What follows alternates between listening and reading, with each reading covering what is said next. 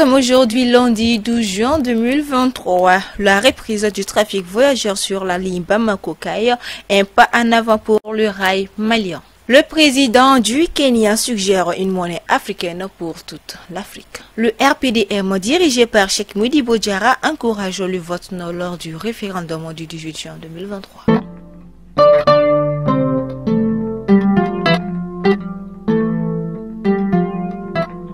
Heureuse de vous retrouver sur Mali Konofoni TV, chers abonnés. Bonjour à toutes et à tous et bienvenue dans ce flash d'information.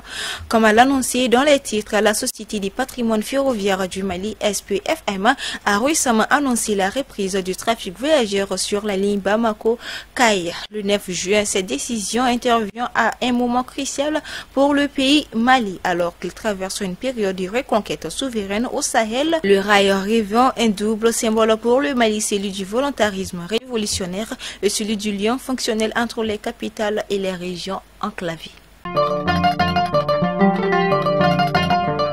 En outre, le vote anticipé des militaires pour l'élection référendaire du 23 a eu lieu ce dimanche sans incident majeur. Les autorités ont rapporté que les bureaux de vote étaient principalement dans les camps militaires à travers le pays. Le ministre de la Défense et des anciens combattants, le colonel Sadio Kamara, et le chef d'état-major de la garde nationale, le colonel Famouké Kamara, ont accompli leur devoir de citoyens au centre de vote de l'état-major de la garde nationale à Bamako. Mesdames et messieurs, bien aussi indiqué dans les titres, le président du Kenya, William Ruto, a proposé l'introduction d'une monnaie unique africaine pour faciliter les échanges sur le continent lors du 22e sommet des chefs d'État et de gouvernement du marché commun de l'Afrique orientale et australe, COMESA, à Lusaka, en Zambie.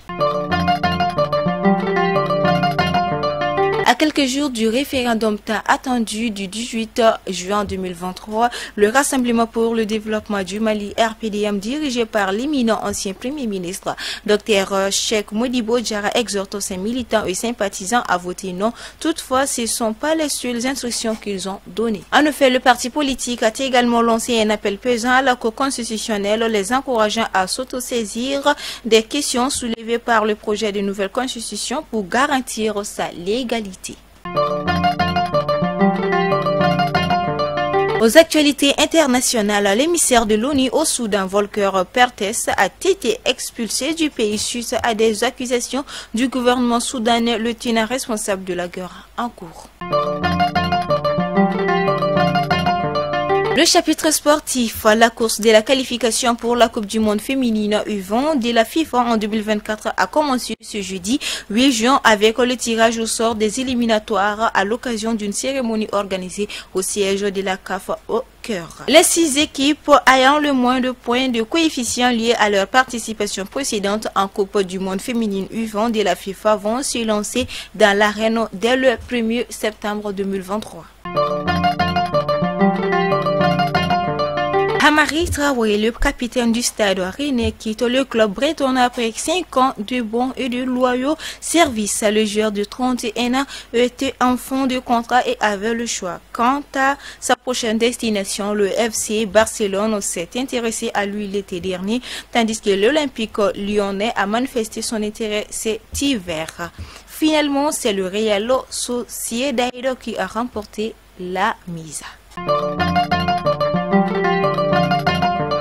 Lorsque les personnes proches de toi te tournent le dos, le Tout-Puissant t'envoie des économies pour te soutenir 2 fois plus. Mesdames et messieurs, c'est ainsi que s'achève ce flash d'information. Merci à vous pour votre adorable attention. On se dit à demain, Inch'Allah. D'ici là, prenez soin de vous.